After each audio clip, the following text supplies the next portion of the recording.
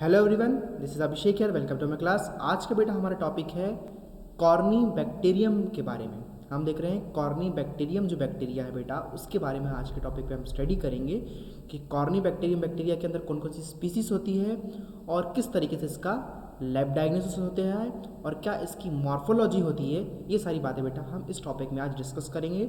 तो पूरा हम स्लाइड शो पूरा देखना, इसके कुछ कुछ पार्ट्स बनेंगे, सारे पार्ट्स को आपको स्टडी करना है, हर वीडियो को देखना है जितने भी कॉर्नी बैक्टीरियम के बनेंगे, क्योंकि एक सीरीज़ चल रही है हमारी और उस सीरीज़ के अकॉर्डिंग ही पूरी एक एक चीज़ मैंने इसमें प्रेजेंट किया हूँ। तो प्लीज़ आप पूरी कंटिन्यू देखना इनको और अच्छे से अपने नोट्स प्रिपेयर करना। तो चलिए शुरू करते हैं कॉर्नी बैक्टीरियम के बारे में। कॉर्नी बैक्टीरियम बेटा ये क्या बैक्टीरिया होता है? Corny bacterium frequently show club shape swellings. ये आपको इमेज में दिख रहा होगा, क्लब शेप रहते हैं यानी लंबे लंबे बेसिलाए होते हैं। पहली बात तो ये एक बेसिलाए होता है और क्लब शेप का दिखता है। क्लब यानी कि जो इसके टर्मिनल्स होते हैं, जो इसके एंड्स रहते हैं, वो गोल गोल घुमावदार और मोटे एंड्स रहते हैं इसके ना। जैसे कि आपने मैच बॉक्स देखा होगा, माचिस की जो तिली रहती है, तिली के ऊपर वो कैसा ऊपर मोटा मोटा रहता है तिली का, जिससे जलती है तिली माचिस की। उस तरीके से ये बैक्टीरिया नज़र आते हैं जब इसकी माइक्रोस्कोपी करते हैं बेटा। तो corny bacterium frequently show club shape swellings. Corny means club shape. Corny का मतलब ही है कि क्लब जैसे दिखना, यानी उसके टर्मिनल्स गोल गोल दिखना। लॉलीपॉप देखा है, लॉलीपॉप के कैसे गोल गोल एंड्स रहते हैं, उस तरीके से वो दिखता है बेटा दोनों साइड से। The most important member of the genus is C diphtheriae. और जो मोस्ट इंपॉर्टेंट मेंबर है बेटा कॉर्नी बैक्टीरियम, जो बड़ी फैमिली है, इसके अंदर जो मोस्ट इंपॉर्टेंट जीनस होता है बेटा वो होता है कॉर्नी बैक्टीरियम डिप्थेरिए या सी डिप्थेरिए, हम इसको शॉर्ट फॉर्म में बोल सकते हैं। Which causes diphtheria in humans, जो कि क्या कॉज करता है? डिप्थेरिया कॉज करता है ह्यूमन्स पे, यानी डिप्थेरिया जैसी बीमारियों को करता है corynebacterium diphtheria bacteria. The diphtheria bacilli was first described by Klebs in 1883। जो डिप्थेरिया बेसिलाई होता है इसको सबसे पहले बताया था क्लेब्स ने 1883 में। जो क्लेब्स करके जो साइंटिस्ट और डॉक्टर थे उनने बताया था 1883 में डिप्थेरिया का सबसे बेसिलाई का सबसे पहले उसके बारे में समझाया था। But was first cultivated by Loeffler's in 1884। पर सबसे पहले जो उसका कल्टीवेशन किया गया है, यानी कि उसको निकाला गया है, टेस्ट में आइसोलेशन किया गया है बैक्टीरिया को, और सबसे पहले ये करा गया था बेटा लोफलर्स के द्वारा इन 1884। यानी सबसे पहले एक साल पहले क्या हुआ, क्लेब्स ने इसके बारे में समझाया, इस बीमारी के बारे में, इस बेसिलाई के बारे में, और इसका कल्टीवेशन यानी लैब डायग्नोसिस करने की जो जब स्थिति बनी तो किसने करा इसका कल्टीवेशन? लोफलर्स ने किया बेटा। इन 1884 के सन में लोफलर्स ने इसका कल्टीवेशन किया। It is also known as Klebs Loeffler's bacilli, इसलिए इसको क्लेब्स लोफलर्स बेसिलाई भी कहा जाता है इन बैक्टीरिया को। ठीक है, तो समझ में आ गया इसका थोड़ा सा इंट्रोडक्टरी कि क्या था। कॉर्नी का मतलब ही होता है क्लब शेप, इसलिए इसको कॉर्नी बैक्टीरियम बोला जाता है। कॉर्नी यानी क्लब शेप का, बैक्टीरियम यानी बैक्टीरिया, कॉर्नी शेप का बैक्टीरिया।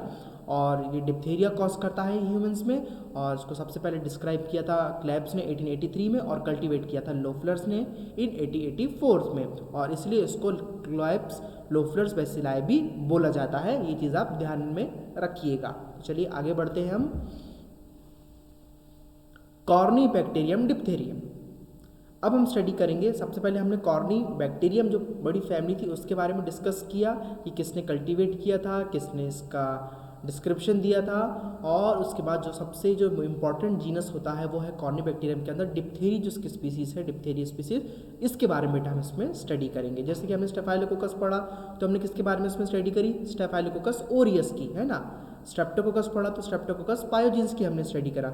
इसी तरीके से अब हम जब कॉर्नी बैक्टीरियम पढ़ रहे हैं बेटा, तो कॉर्नी बैक्टीरियम में हम इसकी स्पीसीज के बारे में डिस्कस करेंगे, कॉर्नी बैक्टीरियम डिप्थेरी के बारे में। तो सबसे पहले बेटा हम इसकी देखेंगे मॉर्फोलॉजी। इसकी मॉर्फोलॉजी क्या होती है? They are thin slender gram positive bacilli.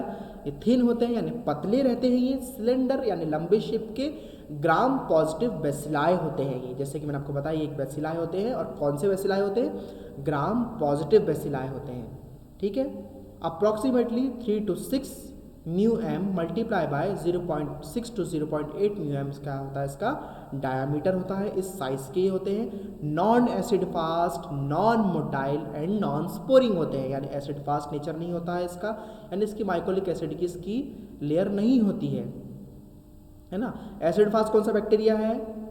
Mycobacterium tuberculosis, वो एक ही लौता बैक्टीरिया है जो एसिड फास्ट नेचर में आता है, और माइकोबैक्टीरियम ट्यूबरकुलोसिस को इसलिए एसिड फास्ट बेसिलाई भी बोला जाता है। पर other bacterias, other bacilli acid fast नहीं होते हैं, ठीक है, इसलिए ये नॉन एसिड फास्ट होता है। नॉन मोटाइल का मतलब है बेटा कि ये मूवमेंट नहीं कर सकता है, इसको सोर्स चाहिए, एक माध्यम चाहिए मूवमेंट करने के लिए, यानी एक ट्रांसपोर्ट सिस्टम चाहिए, है ना। अगर आपने किसी कंटेमिनेटेड वाटर को ले लिया या तो आपने कहीं अपना इन्फेक्शन किसी और जगह लगा दिया, है ना, ऐसे ये ट्रांसपोर्ट हो सकता है, खुद ब खुद एक पानी में से निकल के आपके अंदर नहीं घुसेगा, है ना, कहीं गंदे खाने से निकल के ये आपके अंदर नहीं घुसेगा, कि जब आप खुद इसके तरफ जाओगे तभी आपके पास आएगा। तो ये नॉन मोटाइल होते हैं। नॉन स्पोरिंग होते हैं, यानी कि एक नया स्पोर फॉर्म करके एक नए बैक्टीरिया को जन्म नहीं देगा, एक नया कॉर्नी बैक्टीरियम डिप्थेरी, सी डिप्थेरी, एक नया सी डिप्थेरिया नहीं बनाएगा ये, है ना। स्पोर फॉर्मेशन का मतलब नहीं है कि कोई कैप्सूल, कोई शील्ड फॉर्म करना, वो नहीं, इसका मतलब ये है कि एक नया बर्ड फॉर्म करना, एक नया बैक्टीरिया को अपने अंदर से बनाने को ही स्पोर फॉर्मेशन बोला जाता है। They are pleomorphic, they are clubbed shape due to the presence of metachromatic granules at both ends. Pleomorphic यानी वही लंबे शेप के होते हैं, और बोथ जो इनके एंड्स रहते हैं, दोनों एंड गोल शेप के रहते हैं ना। Presence of metachromatic granules at both ends, और क्लब शेप रहता है, और क्योंकि इसमें मेटाक्रोमेटिक ग्रेन्यूल्स रहते हैं बोथ एंड्स में, इसलिए प्लियोमॉर्फिक शेप का ये नजर आता है। थ्योरी समझ में नहीं आ रही होगी तो आपको आगे चल के इसमें इमेजेस भी बताऊंगा, आप अच्छी से इमेजेस जो रहेंगी उसकी, उससे देख के आप बहुत अच्छे से समझ पाओगे। अभी थोड़ा इतना पढ़ लो पहले, फिर उस पर भी आते हैं अपन। Laboratory diagnosis, specific treatment should be started immediately. जो भी इसका ट्रीटमेंट है, अगर पता चल गया है डिप्थेरिया है तो सबसे पहले ट्रीटमेंट स्टार्ट कर दो after clinical diagnosis without waiting for lab reports. जैसे ही क्लिनिकल डायग्नोसिस इसका हो गया है, लैब रिपोर्ट्स अभी आने की है, पर डायग्नोसिस करके पता चल गया है कि डिप्थेरिया है, फट से ट्रीटमेंट इसका आपको स्टार्ट कर देना है बिना लैब रिपोर्ट्स के इंतज़ार करें, है ना, कि अब आएगी रिपोर्ट तब देखेंगे तब जाएंगे ट्रीटमेंट करेंगे, नहीं, ये बहुत ज़्यादा खतरनाक बैक्टीरिया होता है, लाइफ थ्रेटनिंग बैक्टीरिया होता है, लाइफ थ्रेटनिंग डिसीज कॉज करता है, इसलिए फट से हमको इसका ट्रीटमेंट स्टार्ट करना है। कलेक्शन ऑफ स्पेसिमेन, अब स्पेसिमेन का बेटा कलेक्शन कैसे करेंगे हम, ये देखते हैं। 2 स्वैब्स फ्रॉम द लीजन, 2 स्वैब्स लेंगे बेटा, एक नहीं 2 स्वैब्स लेंगे इसके। स्वैब्स यानी कि पोंछ के निकालना, कोई भी स्टिक रही उसको पोंछ के निकालना, है ना। ईयरबड देखा है कान साफ करने का, उस तरीके से बड़े बड़े स्वैब्स रहते हैं। स्वैब्स में क्या करते हैं, ये वो बर्ड रहता है, उस पर कॉटन चढ़ा हुआ रहता है, कॉटन गॉज, उसमें से पोंछ के निकाला जाता है अंदर से, जहाँ पे भी क्या है साइट है, लोकेशन जहाँ पे है बैक्टीरिया की, वहाँ पे से निकाला जाता है अकॉर्डिंग टू द लीजन, जहाँ पे क्या हो रहा है बैक्टीरिया ने लीजन फॉर्मेशन किया है, उस जगह से हम क्या करेंगे, इसका स्वैप लेंगे। थ्रोट में इन्फेक्शन किया है तो थ्रोट से लेंगे, नोज़ में किया है तो नोज़ से लेंगे, लैरिंग्स में किया तो लैरिंग्स से लेंगे, और ईयर से किया तो ईयर से लेंगे, कंजक्टिविटा से लेंगे, वेजाइना और स्किन आर कलेक्टेड, इतने सारे जगहों से क्या करते हैं इसका स्पेसिमेन कलेक्शन होता है। और अच्छा 2 स्वैब क्यों कलेक्शन कर रहे हैं हम, है ना, 2 स्वैब्स आर कलेक्टेड लिखा है ना, 2 स्वैब्स फ्रॉम द लीजन, हर लीजन्स पे से 2 स्वैब हमको लेना है। अब 2 ही स्वैब क्यों लेना है, इसका कुछ कारण होगा। इसका कारण ये है बेटा, 1 swab is for smear examination and other is for culture. एक स्वैब लेना है हमको स्मीयर बनाने के लिए, है ना, स्लाइड बनाते हैं ना हम, स्लाइड बनाने के लिए, स्मीयर बनाने के लिए, माइक्रोस्कोपी करने के लिए हमको एक स्वैब लेना है, और दूसरा स्वैब हमको लेना है कल्चर लगाने के लिए। हम इसका कल्चर टेस्ट भी करेंगे ना आगे चल के, लैब डायग्नोसिस करेंगे तो जब हम ग्राम स्टेनिंग या जो भी स्टेनिंग करना है हमको, उसके लिए एक अलग स्वैब लिया जाएगा और कल्चर लगाने के लिए अलग स्वैब लिया जाएगा। एक ही स्वैब से हम दोनों काम नहीं करेंगे हमको, क्योंकि कंटेमिनेशन नहीं करना है, ठीक है। इतना समझ में आया आपको ये 2 स्लाइड, आगे बढ़ते हैं हम।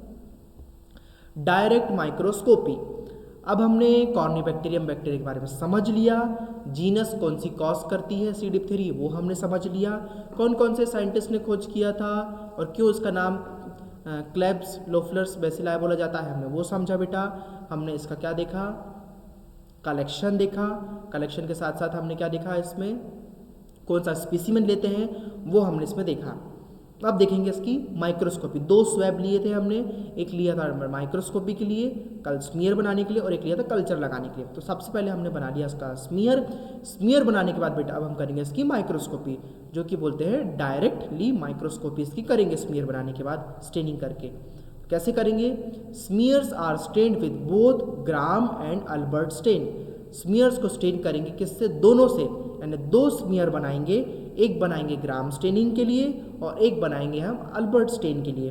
तो एक से हम करेंगे ग्राम स्टेनिंग और एक स्मीयर पे करेंगे हम Albert stain. Diphtheria bacilli show beaded slender green rods in typical Chinese letter patterns on Albert staining, यानी कि डिप्थीरिया बेसिलाई जो है बेटा वो शो करता है बीडेड सिलेंडर। बीडेड सिलेंडर यानी बीड्स यानी मोती, सिलेंडर यानी कि एक लंबा सा स्ट्रक्चर, जैसे कि मेरे पास ये एक लंबा स्ट्रक्चर, जैसे मेरे पास ये नीडल स्पाइनल नीडल रखी है यहाँ पे, तो ये देखो दिख रही है आपको। तो बेसिलाई एक तो लंबे दिखेंगे यानी लंबे सिलेंडर शेप के बैक्टीरिया, और इसके जो एंड है टर्मिनल पे बीड्स, ऐसे गोल गोल बीड्स दिखेगी आपको, है ना, गोल गोल बीड्स दिखेंगी बैक्टीरिया की। तो कैसे दिख रहा है ये? Diphtheria bacilli show beaded cylinder, beaded cylinder दिखते हैं, ग्रीन रॉड्स, और जो रॉड्स रहती हैं वो ग्रीन कलर की रहती है। आपको डायग्राम में दिख रहा होगा, डायग्राम देखो ध्यान से, जो रॉड्स हैं लंबी लंबी वो ग्रीन कलर की है, और जिसके एंड्स है वो बीड यानी मोती की जैसे एंड्स दिख रहे हैं ना, लॉलीपॉप जैसे rods in typical Chinese letter pattern, और एक टिपिकल चाइनीज लेटर जैसे दिखते हैं ना उस तरीके के पैटर्न में नजर आता है। किसमें? अल्बर्ट स्टेनिंग जब करते हैं तब ऐसे ग्रीन कलर के इसके बेसिलाई और एंड्स इसके इस तरीके से टिपिकल नजर आते हैं। Gram staining is done to identify Vincent spirochaetes and fusiform bacilli. और ग्राम स्टेनिंग जब हम करते हैं तो क्या आइडेंटिफाई करते हैं? विंसेंट स्पाइरोकेट्स का और फ्यूसीफॉर्म बेसिलाई का, other causes of throat sore throat. और क्या है ये? सोर थ्रोट कराता है, गले में खट्टापन लगता है ना, स्ट्रेप थ्रोट भी बोला जाता है इसको, और सोर थ्रोट भी बोला जाता है। इस तरीके के इन्फेक्शन ये कॉज करता है। तो ग्राम स्टेनिंग करते हैं हम इसकी आइडेंटिफाई करने के लिए, कहीं विंसेंट स्पाइरोकेट्स और फ्यूसीफॉर्म बेसिलाई तो नहीं है, इसलिए चेक करने के लिए हम ग्राम स्टेनिंग भी इसकी करते हैं उसी सैंपल की। ठीक है, अभी इमेजेस दिखाऊंगा हम। देखो ऊपर जो स्टेनिंग है बेटा वो है अल्बर्ट स्टेनिंग की, अल्बर्ट स्टेन किया है, और जो नीचे जो स्लाइड दिख रहा है आपको इमेज वो है ग्राम स्टेनिंग की। अल्बर्ट स्टेनिंग में क्या दिख रहा है? ये सिलेंडर बेसिलाई दिख रहा है और उस पर टर्मिनल्स में क्लब शेप दिख रहा है, और वैसे ही ग्राम स्टेनिंग में भी वैसा ही दिख रहा है। देखो सिलेंडर दिख रहे हैं बेसिलाई जुड़े हुए दिख रहे हैं, उसमें टर्मिनल्स में देखो क्लब शेप्ड दिख रहे हैं, बस क्या है कि इनका कलर अलग हो गया है ना। इसमें इस तरीके का ग्रीनिश कलर दिया बेसिलाई में, और जब हम ग्राम स्टेनिंग करते हैं, क्योंकि ये ग्राम स्टेनिंग बेसिलाई है, तो किस तरीके का कलर देंगे? ये देखो पर्पल कलर दिख रहा है, तो पर्पल कलर का फॉर्मेशन हुआ है ग्राम स्टेनिंग जब इसकी करी गई है। तो इस तरीके से बेटा जब हम इसका माइक्रोस्कोपी करते हैं, स्टेनिंग करते हैं, तो इस तरीके से ये बैक्टीरिया नज़र आते हैं अल्बर्ट स्टेनिंग में और ग्राम स्टेनिंग में। तो हमने कितने पॉइंट कवर किए हैं? हमने पहले कॉर्नीबैक्टीरियम के बारे में समझा, कॉर्नी क्यों बोलते हैं, किसने डिस्कवरी, किसने इसका डिस्क्राइब किया, किसने कल्टीवेट किया, इस बारे में समझा हमने। किस तरीके की इसकी मॉर्फोलॉजी होती है, लेबोरेटरी डायग्नोसिस हम कैसे करते हैं, कलेक्शन कैसे करते हैं स्पेसिमेन का, उसके बाद इसकी डायरेक्ट माइक्रोस्कोपी करते हैं। तो माइक्रोस्कोपी करने के लिए कौन सी स्टेनिंग करते हैं और कौन सी स्टेनिंग किस तरीके से दिखती है, इस चीज़ के बारे में बेटा हमने इस वीडियो में इसका डिस्कशन किया। अब नेक्स्ट वीडियो में बेटा हम डिस्कस करेंगे इसके कल्चर के बारे में। तो इस वीडियो में इतना ही, और नेक्स्ट वीडियो देखना, कंटिन्यू करना, ताकि आपको उसका कल्चर और अदर जो डायग्नोसिस है आपको समझ में आने पाए।